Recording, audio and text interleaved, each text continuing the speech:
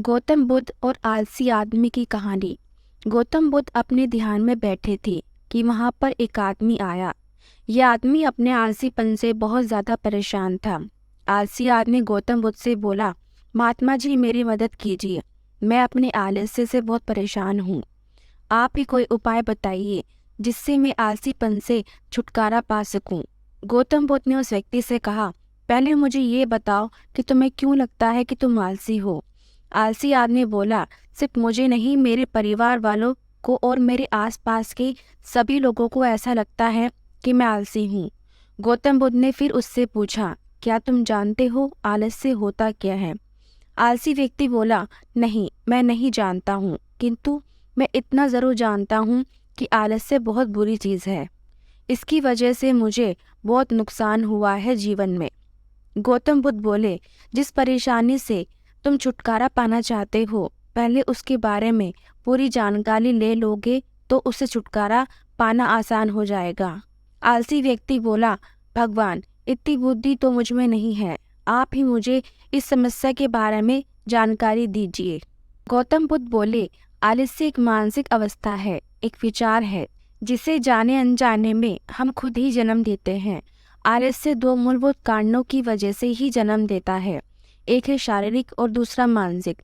शारीरिक कारणों में पहला कारण है गलत तरह का भोजन। हम सभी जानते हैं कि हमारे शरीर को भोजन से ऊर्जा मिलती है और यह ऊर्जा सजीव चीज़ों से मिले तो अच्छी, यानी कि प्राकृतिक रूप से जो हमें भोजन की वस्तुएं प्राप्त होती है उनसे अगर यह ऊर्जा मिले तो हमारा शरीर इससे अच्छी ऊर्जा प्राप्त करता है।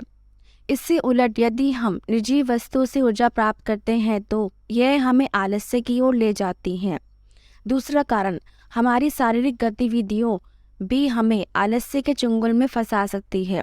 गौतम बुद्ध ने आलसी व्यक्ति को अपने शिष्यों की तरफ इशारा करते हुए कहा कि देखो, इनके चलने फिरने बैठने के तरीकों में तुम्हें कुछ अलग नजर आ रहा है। जब आलसी व्यक्ति कुछ समझ नहीं पाया तब गौतम बुद्ध ने उससे कहा, मेरी शिष्य जब भी बैठते हैं तो वे रीढ़ की हड्डी को एकदम सीधा रखते हुए बैठते हैं।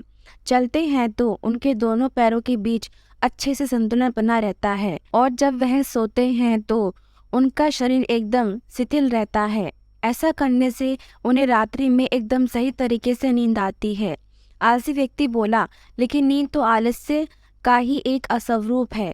बुद्ध बोले, हाँ, अगर उसे ज़्यादा मात्रा में लिया जाए तो नींद कम मात्रा में लोगी तो तुम्हें अगले दिन थकान महसूस होगी और ऐसा करने से ज़्यादा आलस्य शरीर में आएगा। नींद ज़्यादा लोगे तब भी यह परिणाम होगा, इसलिए नींद को ना ज़्यादा ना कम, एकदम सही मात्रा में लेना अति आवश्यक है। आलसी व्यक्ति बोला, हाँ, यह तो मैंने भी अनुभव किया है। बुद्ध बोले, अब मानसिक कारणों के बारे में जान लो। मानसिक कारणों में सबसे पहले हमारी पुरानी गलत धारणाएं।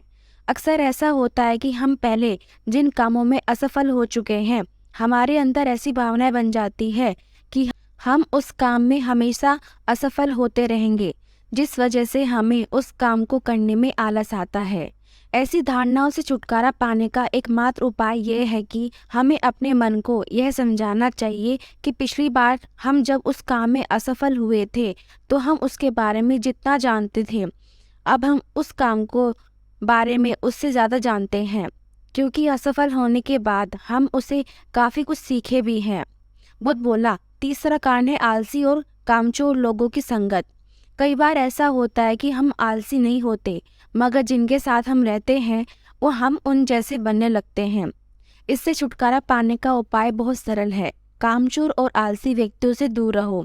ऐसे व्यक्तियों की संगत में रहो जो अपने काम को बड़ी लगन से करते हैं और तुम्हें कुछ सिखा पाए। गौतम बुद्ध ने चौथा कारण बताते हुए कहा, यह कारण आलस्य के लिए सबसे बड़ा कारण है, काम को कल पर टालते रहना। यह कारण इतना शक्तिशाली है, किसी भी व्यक्ति को बर्बाद कर सकता है। इससे बचने का सबसे आसान उपाय है कि जो काम जितनी जल्दी संभव हो उतनी जल्दी कर लिया जाए। गौतम बुद्ध ने आलसी व्यक्ति से एक सवाल पूछा, मान लो तुम किसी रेगिस्तान में फंस गए हो और तुम्हें प्यास लगी है, तो तुम क्या करोगे? आलसी व्यक्ति बोला, मैं जल्दी ही रेगिस्तान के आसपास कोई गांव की तलाश करूंगा या ऐसी जगह की तलाश करूंगा जहां पर मुझे पानी मिल सके। गौतम बुद्ध बोले, अगर तुम्हें काफी देर ढूंढने पर भी पानी ना मिले तो तब तुम क्या करोगे? आलसी व्यक्ति बोला, मैं तब भी अपनी तलाश जारी रखूंगा, क्योंकि ऐसी परिस्थिति में मेरे पास कोई और दूसरा विकल्प तो होगा ही नहीं। गौतम बुद्ध बोले, बिल्कुल सही। और यही है मानसिक स्तर पर आलस्य का चौथा कारण। किसी भी निश्चित लक्ष्य का ना होना, यह भी आलस की ओर लेकर जाता है। अब सुनो पांचवें कारण के बारे में। गौतम बुद्ध बोले, सोचो कि तुम्हारे पास काफी सारे सोने के दागिने हैं और जो तुम्हें एक जगह से दूसरी जगह पर लेकर जाना है। तुम चलते चलते थक जाते हो और किसी पेड़ के नीचे बैठ जाते हो और तभी तुम्हें दूर से तुम्हारी तरफ दौड़कर आ रहे डाकू दिखाई देते हैं। तो क्या तब भी तुम आलस करके वहीं बैठे रहोगे या ऐसी परिस्थिति में तुम वहां से उठकर दौड़ने लगोगे? आलसी व्यक्ति बोला, जी मुझे वहां से दौड़ना ही पड़ेगा, नहीं तो मेरी जान और सोने के दागिने दोनों खतरे में पड़ जाएंगे। बुद्ध बोले, यानी कि तुम्हारे पास एक ठोस वजह होगी दौड़ने के लिए। यही है आलस्य का पांचवा कारण, किसी भी काम के लिए ठोस वजह का ना होना। आलसी व्यक्ति महात्मा बुद्ध की बातों से संतुष्ट हुआ। वह बोला, महात्मा जी, अब आलस्य के बारे में सब कुछ जान चुका हूँ। अब मैं इन सभी कारणों पर काम करूँगा और अपने आलस्य को दूर भगा दूंगा। दोस्तों, आशा करती हूँ कि गौतम बुद्ध और आलसी व्यक्ति की कहानी आपको अच्छी लगी होगी। इसे सुनने के बाद अब आप कभी भी जीवन में आलस नहीं करेंगे। धन्यवाद। दोस्तों, आपको मेरी कहानी कैसी लगी ज़रूर बताइए और मेरे चैनल को लाइक और सब्सक्राइब करना ना भूलें।